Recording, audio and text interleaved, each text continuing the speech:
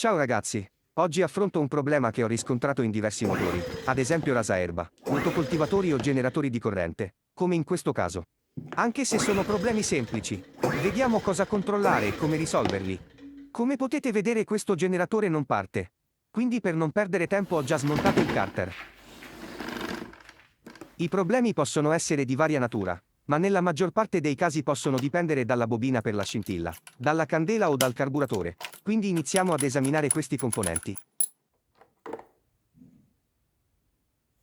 Dopo aver smontato la candela, si può notare che il colore degli elettrodi è scuro e leggermente fuligginoso. Questo indica una carburazione non perfetta, se no il colore sarebbe stato tendente al nocciola. Per provare la candela e di conseguenza la bobina, è sufficiente appoggiarla su una parte metallica del motore e provare a fare qualche avviamento. Nel nostro caso la scintilla è ottima, quindi sia la bobina che la candela sono perfettamente funzionanti. A questo punto possiamo iniziare a concentrarci sul carburatore, quindi vediamo come estrarlo facilmente. Per facilitare le riprese e per lavorare senza difficoltà, inizio a smontare anche l'altra parte del carter.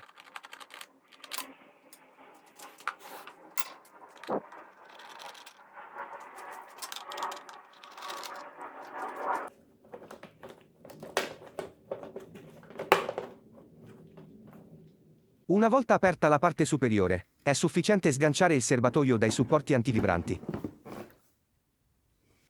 Per prima cosa levo il tubo di recupero dei vapori e fumi. Tra l'altro nei motori più vecchi è facile trovare i tubi crepati, quindi bisogna controllare sempre con attenzione tutte queste componenti. Il carburatore è abbastanza semplice da smontare, basta fare attenzione a non spostare le regolazioni già impostate, come ad esempio la posizione del cavetto per tirare la farfalla dell'aria. Nei generatori di corrente, sovente si trova lo starter, detto anche acceleratore automatico. Questo pezzo è molto importante, perché permette di mantenere il numero di giri costante, anche sotto sforzo.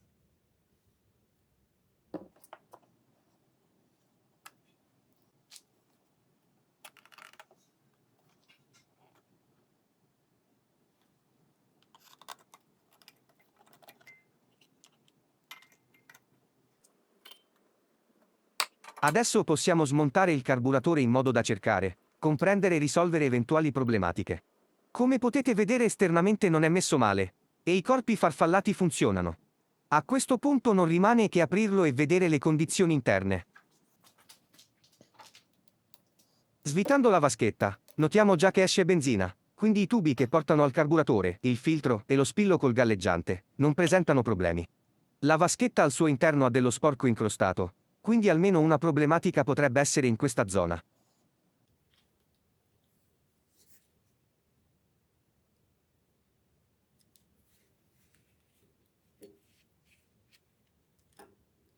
Anche se abbiamo detto che lo spillo dovrebbe essere a posto, ritengo sia sempre meglio controllarlo. Questo tipo di carburatore ha il getto posto lateralmente rispetto al nebulizzatore. I carburatori con getto orizzontale hanno più possibilità che si depositi lo sporco al suo interno. Il vantaggio è che otturandosi il getto, evita l'accumularsi di sporco all'interno del nebulizzatore.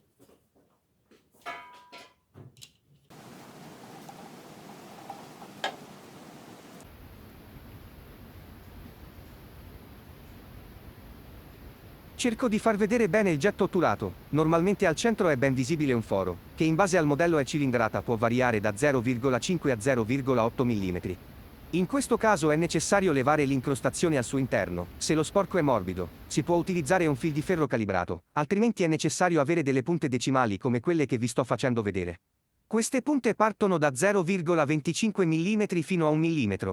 Sono utilissime in molti settori, in più hanno un rivestimento al cobalto, che permette di utilizzarle anche per la meccanica di precisione. Nel nostro caso serve una punta da 0,65 mm per pulire il condotto senza maggiorarlo.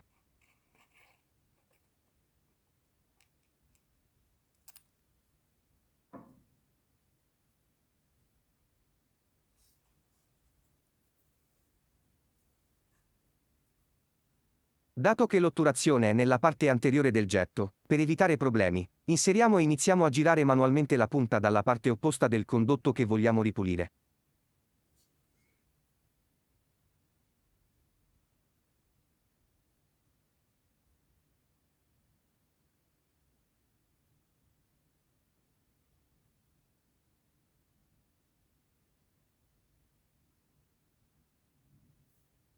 In questo caso lo sporco aveva ostruito solo la parte iniziale del foro, quindi è bastato far girare la punta con le dita. In altri casi con sporco incrostato, è necessario usare un trapano idoneo per queste punte.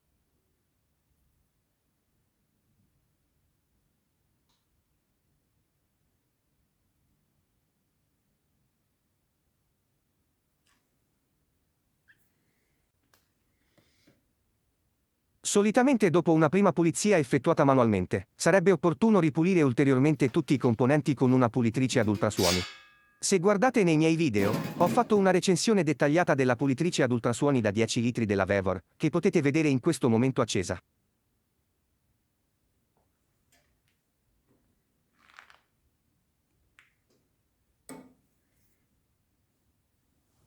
Dato che devo farvi vedere altri interessanti dettagli sulla pulizia del carburatore, mi limito a pulire il getto con un po' di benzina, dopodiché assemblo nuovamente il carburatore per farvi vedere che problematiche può dare una pulizia non completa dei condotti e dei vari componenti.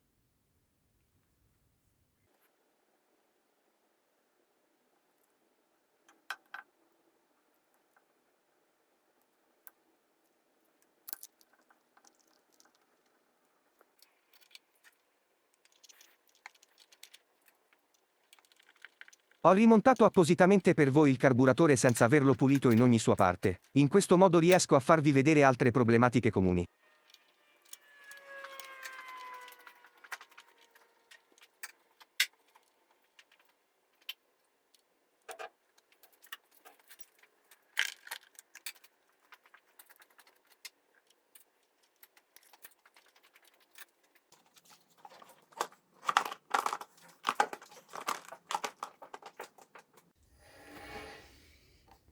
Nel frattempo apro lo spurgo della vaschetta, così non rimangono bolle d'aria.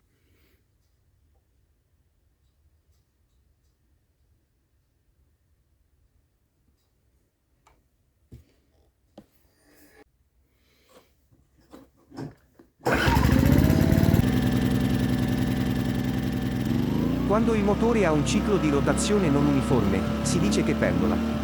In questo caso l'acceleratore automatico non riesce a gestire la farfalla in modo adeguato, quindi il motore non avrà mai un numero di giri costante.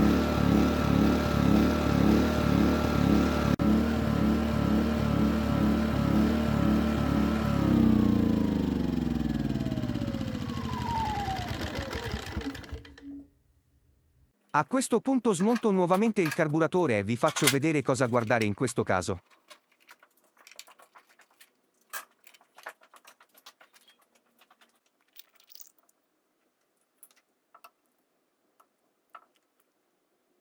Dopo aver smontato il getto e il galleggiante, svito anche il vaporizzatore o nebulizzatore, dico così perché viene chiamato in vari modi. Ha una leggera ossidazione ma sembra libero dallo sporco. È importante controllare tutti i fori, e qualora fossero ostruiti si può dare una prima pulita con le punte che vi ho fatto vedere precedentemente. Una parte importantissima, che tra l'altro è causa di pendolamento, è il condotto dei regimi medio-bassi, e si trova dove c'è questa vite in ottone. Per avere un'indicazione in più, è possibile trovarla in direzione della vite di regolazione del minimo. In certi carburatori, è necessario levare la vite per poter accedere al condotto.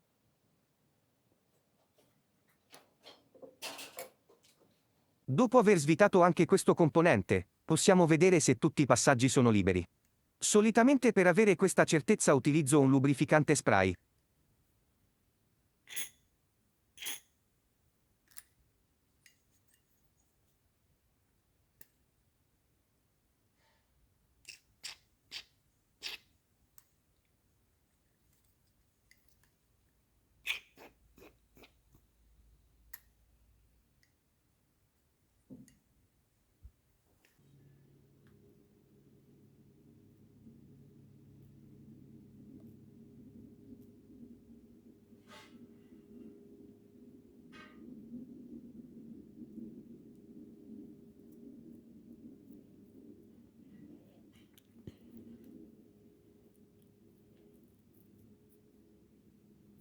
Se tutti i passaggi sono in ordine, procedo con la pulizia più profonda.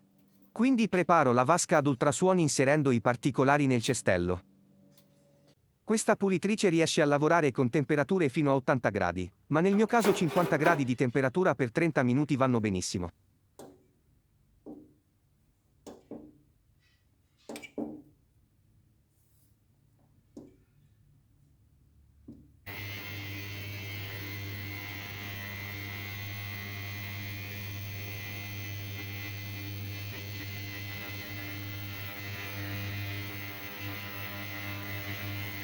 Basta qualche minuto per vedere già l'acqua torbida.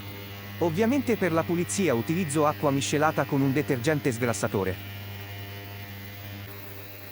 Guardate come viene disciolto lo sporco dal carburatore. Tra l'altro con una vasca ad ultrasuoni potete pulire oggetti di ogni genere, occhiali, particolari meccanici, gioielli e schede elettroniche. Quindi un attrezzo di questo genere è davvero utilissimo. Dopo 30 minuti il carburatore con tutti i suoi componenti è diventato praticamente nuovo. La vaschetta era davvero sporca, ma come potete vedere adesso è perfetta.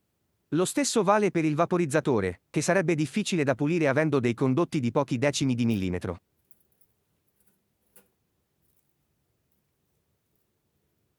Per finire, non trascuriamo il nostro caro oggetto che è stato causa di pendolamento.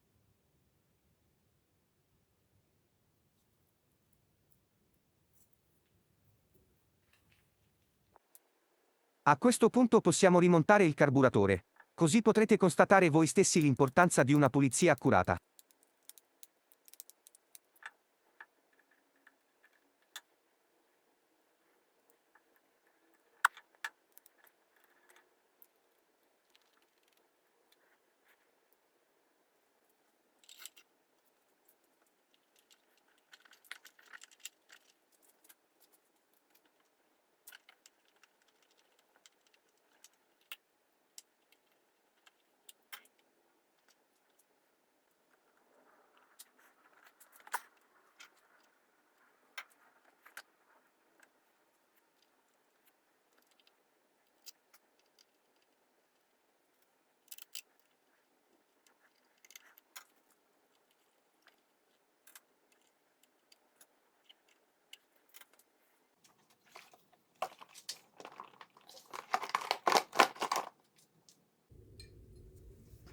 Come abbiamo già visto prima, è necessario fare lo spurgo per far entrare la benzina nella vaschetta. Tra l'altro è importante controllare che non ci siano mai perdite, perché compromettono il corretto funzionamento del motore.